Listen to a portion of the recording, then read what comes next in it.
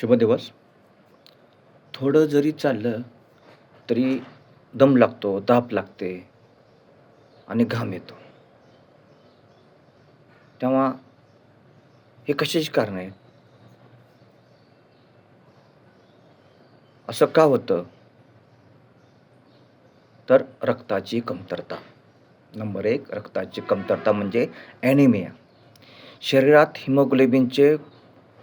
कमी असल्या हिमोग्लोबिनचे प्रमाण कमी असल्यास स्नायूंना पुरेसा ऑक्सिजन मिळत नाही. शरीरामध्ये हिमोग्लोबिनचे प्रमाण कमी असल्यास स्नायूंना पुरेसा ऑक्सिजन मिळत नाही. यासाठी रक्ताची तपासणी करून घेणे अत्यंत आवश्यक आहे. यामुळे देखील दम लागू शकतो.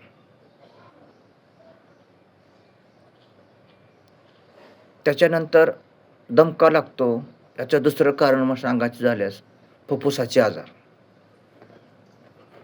दमा किंवा COPD मुळे श्वसन मार्ग अरुंद होतो, ज्यामुळे ऑक्सिजन मिळवण्यासाठी फुफ्फुसाला जास्त मेहनत घ्यावी लागते, कष्ट घ्यावे लागतात. मग दम लागतो बघा अशा वेळेस सुद्धा. दमा किंवा COPD मुळे श्वसन मार्ग हा अरुंद होतो आणि त्याच्यामुळे ऑक्सिजनचा मिळवण्यासाठी फुफ्फुसाला जास्त कष्ट घ्यावे लागतात आणि त्यामुळे देखील दम लागण्याची शक्यता असते. नंबर 3 हृदयाची समस्या. चालताना दम लागणे किंवा जास्त घाम येणे हे हृदय कमकुवत असण्याचे किंवा ब्लॉकेज असण्याचे लक्षण असू शकते आणि यावेळी हृदयरोग तज्ज्ञांचा सल्ला घेतला पाहिजे. तेव्हा हे लक्षात ठेवा. नंबर 4 समजा लठ्ठपणा किंवा तुमचं अतिवजन असलं किंवा तुमची जीवनशैली ही बैठी असली तरी देखील दम लागण्याची शक्यता असते. लठ्ठपणामुळं काय होतं? लठ्ठपणामुळं छाती आणि फुफ्फुसावरती दबाव येतो.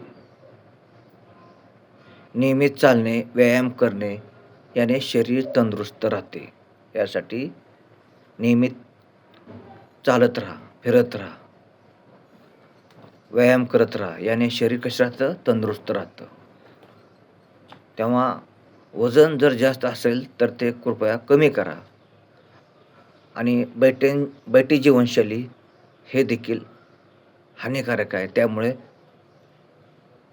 हलकासा व्यायाम करा आणि चालत राहा. रोज 40 ते 45 मिनिटे चालत राहा. कारण याने देखील थोडं जरी चाललं तर दम लागण्याची शक्यता असते. नंबर 5 थोडं जरी चाललं तर दम लागण्याचं कारण म्हणजे अजून एक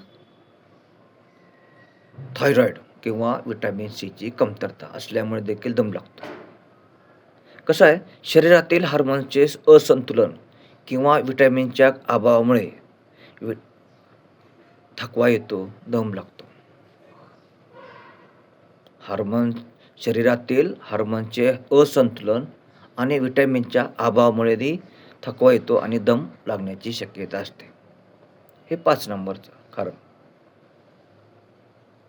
हृदय कमकुवत असल्यास जास्त मिठामुळे शरीरात पाणी साठून राहतं बघा. हृदय जर कमकुवत असेल तुमचं तर मिठाचं प्रमाण कमी करा. कारण जास्त मिठामुळे शरीरात पाणी साठून राहतं आणि मग हृदयावरील ताण आपोआप वाढतो. मग हृदयावरील ताण वाढला, दम लागतो. म्हणून आहारात मिठाचे प्रमाण कमी ठेवा. तुमच्या शरीरात पाणी साठून राहणार नाही आणि हृदयावरही ताण येणार नाही. त्यामुळे आहारामध्ये मिठाचे प्रमाण कमी करा.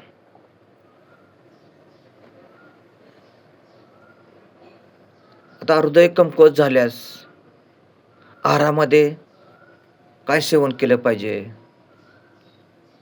आहारात ताजी फळे, हिरव्या पालेभाज्या आणि मोड आलेली कडधान्ये काळजीपूर्वक सकाळी उपाशी पोटी बारीक चावून खा. नाश्त्याला जरी खाल्ली तर अतिउत्तम. चहा अर्धा तास तरी वरून घेऊ नका. नाही घेतला तरी चालेल. चहाची सवय सोडून टाका.